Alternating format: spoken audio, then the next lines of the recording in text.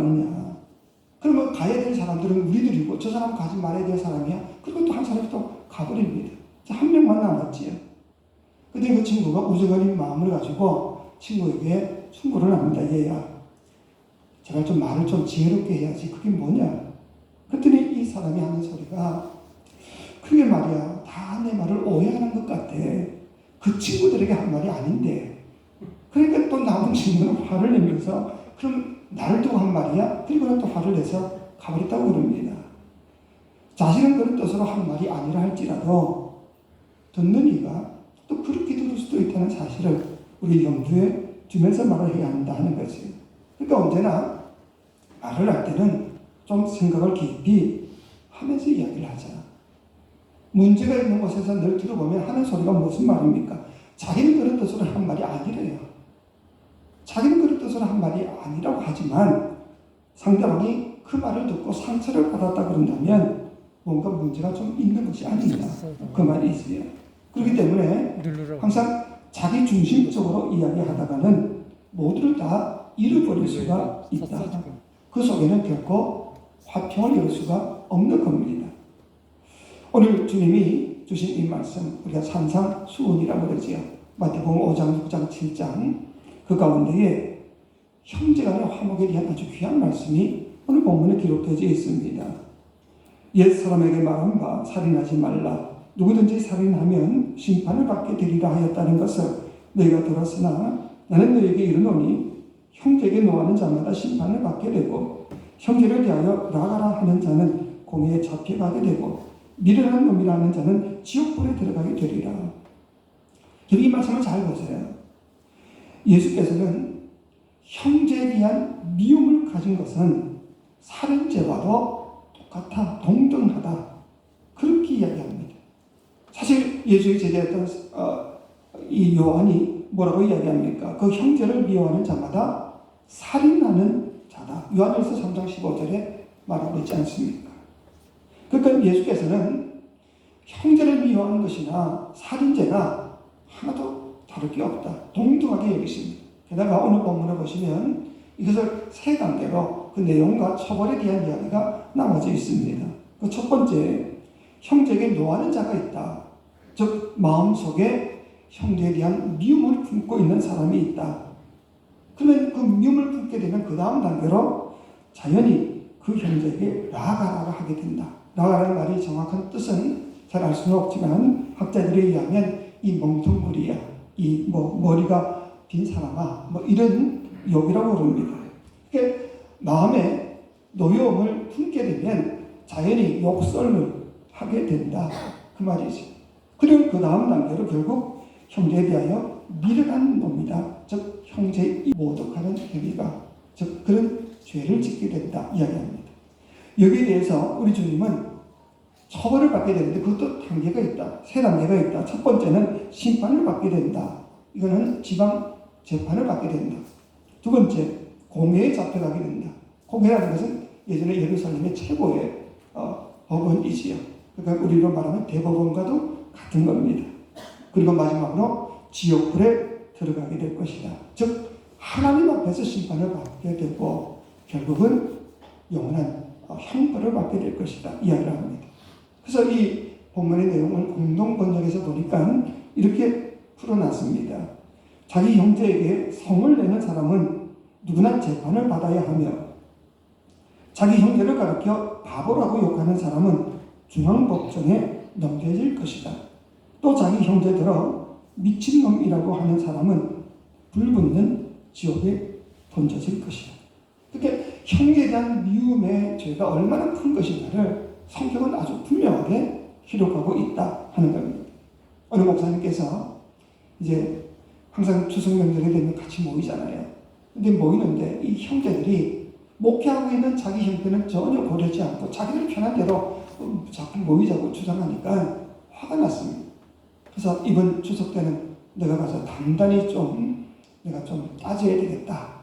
그런 마음을 먹고 이제 설교 준비를 하려고 하니까 하필이면 다음 추석 명절 전에 해야 될 본문이 바로 오늘 본문의 내용이더라는 겁니다. 형제에게 성을 내는 사람은 재판을 받게 되고 자기 형제를 바보라고 욕하는 사람은 중앙법정에 넘겨지게 되고, 그리고 마지막 형제에게 미친놈이라 하는 사람은 결국은 불붙는 지옥에 던져지게 될 것이다. 그러니까 목사 이 양심상 이 형제에게 가서 좀 자기들 형제들에게 좀 따지고 좀 뭐 이렇게 싸우려고 좀 했는데 양심상 이 설교를 하기가 어렵지 않습니다. 그러니까 본문을 좀 바꿔야 되겠다. 그런 설교 준비를 하려고 그러는데 성경에서 감동을 주는 겁니다.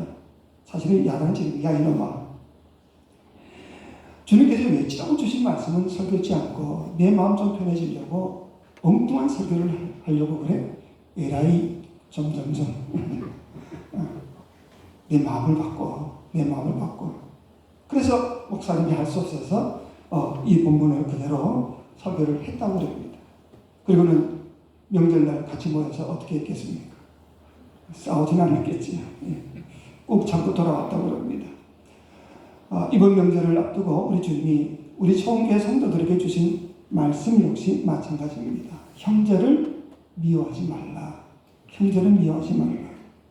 괜한 말 한마디 잘못 던져가지고 또 잘못 알아듣기도 하고 그래서 마음 불편해하며 싸우지 말라. 싸우지 말라.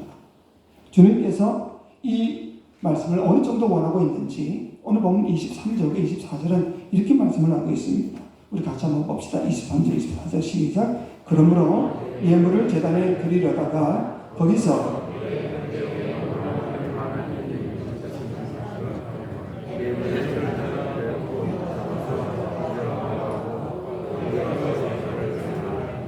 아멘, 아멘. 예물을 드린다는 것이 뭔 말이냐? 예배를 드린다는 말이죠. 우리 기독교인들에게 있어서, 우리 성도들에게 있어서 가장 중요한 게 뭐냐? 예배입니다. 이 예배, 그렇게 중요한 예배를 드리다가도 형제에게 원망 들을 만한 일이 있다는 것이 생각나거든 그 예배를 잠깐 멈춰두고 화해하고 다시 와서 예배를 드려야 된다. 이렇게 이야기를 하고 있습니다. 여기서 형제에게 원망 들을 만한 일이 있는 것이 생각나거든 하는 이 원문에 보니까 이 뜻이 뭔가 하면 만일 내가 내 형제에게 거슬리는 것을 갖고 있는 것이 생각나거든 그렇게 했습니다.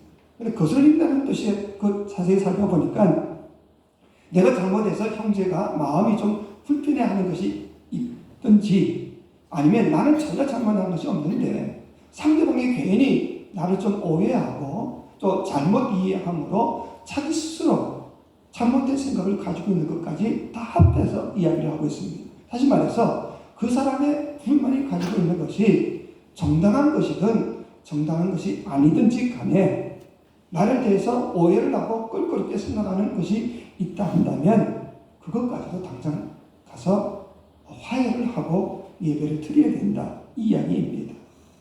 여러분 그리고 오늘 본문을 자세히 보십시오. 21절과 22절에서는 상대방에게 너희가 들었으나 22절에 또 너희에게 이르노니 너희라고 복수를 여러 사람을 한꺼번에 이야기를 하고 있습니다.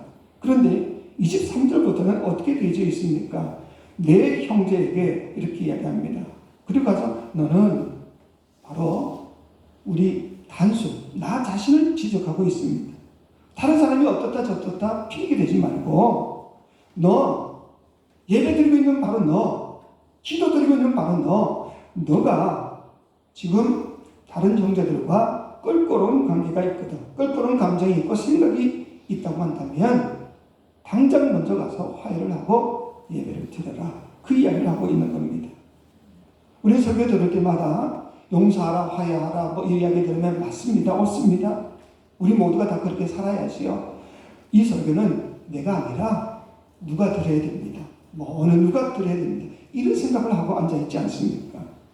가끔씩 억울한 일을 당해서 씩씩거리는 사람을 상담하다가 얘기하죠. 집사님 그렇게 하지 말고 주님께서 용서하라 하셨으니 그냥 다 마음 내려놓고 용서하세요. 그러면 뭐라고 대답합니까? 알아요. 잘 알고 있습니다. 하지만 나는 그렇게 못해요. 난 죽어도 그렇게 못해요. 그러다가 그 사람 죽을 수도 있습니다. 조심해야 됩니다. 우리는 용서와 화해가 그리스도인의 얼굴임을 우리가 기억하셔야 합니다. 세상 모든 사람이 다 못한다 할지라도 우리는 그렇게 할 수 있어야 그리스도인이 될 수가 있다. 이유가 뭐냐? 기독교 신앙의 핵심이 뭡니까? 바로 용서와 화해 아닙니까? 하나님께서 우리의 모든 죄를 용서하시기 위해서 독생자 예수 그리스도를 십자가에 못 박아 죽이셨습니다. 그리고는 하나님과 우리 사이에 화해를 이루셨습니다. 이 기독교의 핵심입니다. 하나님의 용서와 그리고 보혈의 능력으로 우리가 화해되었다. 예수의 사랑을 입게 되었다. 이게 기독교의 핵심인데 만약 이것을 우리가 감당치 못한다 그런다면 어떻게 우리가 그리스도인이라고 말할 수가 있겠냐 그 말이지. 우리 하나님께서는 당신께 예배드리러 온 모든 성도들이 서로 마음의 미움의 아픈 상처를 가지고 시계의 칼을 품고 예배드리는 것을 결코 원치 아니하십니다. 하나님을 섬기는 사람들이 마음속의 미움과 시기와 원한을 품고 찬양하는 것을 하나님이 과연 원하시겠는가 그 말입니다. 하나님은 용서의 하나님이시고 사랑의 하나님이심을 믿으시기 바랍니다.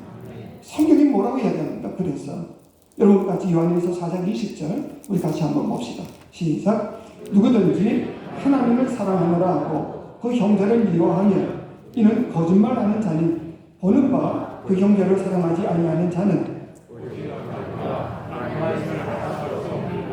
아멘. 우리 민족은 지금 고유명절을 당해서 대이동을 하고 있지. 어제도 장례식을 치를 때 얼마나 고속도로가 많이 막히는지. 중국을 제외한 세계 어디에도 이런 대규모의 이동이 있는 이런 명절은 아마 없을 겁니다. 근데 왜 우리가 이렇게 고생을 하면서까지 고향을 찾고 형제자매를 만나는 겁니까? 하나님께서 왜 우리에게 이런 고유의 명절을 허락하신 그 이유가 뭐라고 생각하십니까? 이 추석은 화평과 그리고 화목의 날입니다. 서로 그동안에 묵힌 감정이 있으면 얼굴 바라보면 다 그냥 서로 용서하고 화해하라. 그런 의미가 아니겠는가. 근데 이 용서와 이 화평이 그냥 이루어지는 것은 결코 아니지. 문제가 없는 집안이라면 참 다행이겠지만은 은밀한 갈등을 숨기고 사는 가정들이 참 얼마나 많습니까? 그 가슴 속에 여러 가지 아픈 앙금의 감정을 품고 있으면서도 겉으로는 아무것도 아무렇지도 않은 척 태연한 척 만나는 가정들이 참 많습니다. 하지만 이번 추석만큼만은 여러분의 가정 속에 오늘 우리 주께서 주시는 이 말씀처럼 용서와 화해와 또 마음속에서부터 우러나오는 그런 사랑이 있기를 주의 이름으로 축원합니다. 여전히 집안 누군가를 용서하지 못하는 그런 아픈 감정이 있다 한다면 그걸 가지고 괴로워하지 마시고 차라리 다 용서하고 주의 주시는 평강을 한번 누려보자 그 말입니다. 아프리카 어느 밀림 깊숙한 곳에 부심의 그 족속들이 살고 있습니다. 근데 그들에게는요 아주 아름다운 좋은 풍습이 하나 있습니다. 그게 뭔가 하면 용서주간이라는 것이 있습니다. 1년 가운데 한 주간을 딱 정해놓고 어떤 부족이든지 어떤 사람이든지 어떤 이웃이든지 또 어떤 죄를 지었든지 간에 그 주간에 그냥 다 용서하고 해결하는 참 우리가 볼 때는 미개인 같은 사람들임에도 불구하고 그런 아름다운 풍속을 가지고 있는 거지. 그래서 한 번은 사람이 찾아가서 그 부시맨에게 물었다고 그럽니다. 당신들의 용서가 무엇이라고 생각하십니까? 그랬더니 이 부시맨이 이런 이야기를 하더라는 겁니다. 그것은 들판의 꽃이 짓밟힌 후에 내는 향기입니다. 여러분 이 의미가 얼마나 깊은가 한번 깊이 생각해 보십시오. 나는 아무 잘못도 없는데 누가 지나가다 내 자신을 밟아버렸습니다. 얼마나 아프고 고통스럽고 힘듭니까? 그럼에도 불구하고 용서는 뭐냐? 그 가운데서 내는 아름다운 향기가 바로 용서다 하는 겁니다. 추석 명절에 이런 용서의 향기가 여러분의 가정에 가득하시기를 주의 이름으로 축원합니다. 화평과 사랑이 여러분의 가정에 가득 드실 수 있도록 아니 그런 가정을 만들기 위해서 여러분들이 노력하실 수 있기를 주의 이름으로 축원합니다. 밟혀야 할 사람이 있다면 여러분들이 밟히시고 그 과정 속에서 예수의 진한 향기를 한번 풍겨보시기 바랍니다. 희생해야 한다면 여러분들이 먼저 희생하시고 그 속에서 그러면 온 가족이 다 기쁨이 넘치고 행복해질 수 있지 않겠냐 그 말이지요. 요한일서에 보니까 이렇게 사랑을 권하고 있습니다. 자녀들아, 우리가 말과 혀로만 사랑하지 말고 오직 행함과 진실함으로 하자. 어느 때나 하나님을 본 사람이 없으되 만일 우리가 서로 사랑하면 하나님이 우리 안에 거하시고 그의 사랑이 우리 안에 온전히 이루어지느니라. 우리가 먼저 사랑할 때는 말과 혀로 할 수가 있죠. 좀 전에도 이야기했듯이 오랜만에 만나는 혈육과 여러 친척들에게 말과 혀로 아까 말했듯이 사랑의 말을 하고 길을 좀 붙들어주고 서로 격려하고 축복의 말을 먼저 하시기를 바랍니다. 하지만 성경은 거기서 끝나지 말고 말과 혀로만 하지 말고 행함과 진실함으로 하라. 립서비스, 입술로만 그렇게 말하지 말고 정말 그 형제를 진심으로 사랑하는 마음, 정말 그 사랑을 전할 수 있는 그런 행함이 우리가 할 수가 있다고 합니다. 내 따뜻한 예수의 사랑이 그 가족에게, 그 형제에게 전해질 수 있다고 한다면 이보다 더 좋은 일이 어디 있겠는가 그 말입니다. 그래서 우리의 진실함이, 우리의 따뜻함이 상대방이 느낄 수 있도록 그렇게 좀 하자 이 말입니다.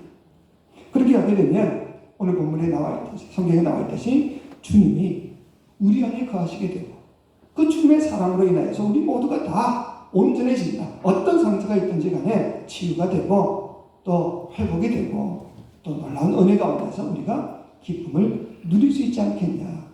근데 이 일을 상대방이 먼저 하기를 바라고 있지 마시고 내가 먼저 희생하고 내가 먼저 밝히고 내가 먼저 수고하게 되면 그 일을 하나님이 이루어 주신다 그 말입니다. 언제나 문제는 상대방에 있다 그렇게 보지 마시고 먼저 내 자신을 먼저 돌아보면서 비록 내가 잘못한 것이 없다 할지라도 내가 먼저 희생하고 내가 먼저 헌신하게 되면 하나님이 도와주셔서 그 가정의 아름다움을 만들어 주시겠다 약속하지 않습니까? 고린도전서 13장에 우리가 잘 아는 사랑장이시여 이번 명절에 풍성하게 간직해야 될 사랑에 대한 말씀이 잘 나와져 있습니다. 우리가 그 내용을 잘 알고 있죠. 사랑은 언제나 오래 참습니다. 사랑은 언제나 온유합니다. 사랑은 시기하지 않습니다. 사랑은 자랑도 하지 않으며 교만도 떨지 않습니다. 사랑은 무례히 행치 않습니다. 사랑은 자기 유익을 구하지 않습니다. 사랑은 성내지 아니합니다. 다만 사랑은 진리와 함께 기뻐합니다. 사랑은 모든 것을 감싸줍니다. 사랑은 모든 것을 바랍니다. 또한 사랑은 모든 것을 믿습니다. 사랑은 모든 것을 참아냅니다. 그래서 사랑은 영원토록 변함이 없습니다. 믿음과 소망과 사랑은 이 세상 끝까지 영원합니다. 그런데 믿음과 소망과 사랑 중에 그 중에 제일은 사랑입니다. 우리가 그동안 얼마나 많이 보아왔던 말씀입니까? 근데 이 말씀이 다른 사람을 향한 말씀이 아니라 바로 내 자신을 향하여서 내가 드려야 되고 내가 실천해야 될 말씀이라고 느껴보십니까? 이 사랑을 얼마나 여러분들이 잘 실천하고 또 무엇보다도 내가 가장 가까이 있는 남편이나 아내나 또 우리 자녀들이나 우리 형제 자매들에게 이 사랑을 실천해 본 적이 얼마나 있으십니까? 우리는 그저 가까운 사람은 아무렇게나 대해도 된다. 그런 착각을 하기 쉬운데 여러분 결코 그렇지 않습니다. 가장 많이 상처받는 것이 남이 아니라 내가 잘 알고 있는 내 가족이라는 사실을 알고는 있으십니까? 내가 그렇게 믿었는데 내가 그렇게 살아가는데 그런데 그 사람이 나에게 섭섭한 말 한마디 하면 남들이 하는 말보다는 100배, 1000배 더 아프고 괴롭다는 것을 우리가 아셔야 합니다. 그래서 이번 명절 기간 동안에는 여러분의 가슴 속에서 이 귀한 그리스도의 향기가 풍겨날 수 있도록 화목과 화평과 또 사랑이 가득 찬 그런 가족이 되기 위해서 여러분 스스로가 노력할 수 있는 귀한 명절이 되시기를 제 이름으로 축원합니다.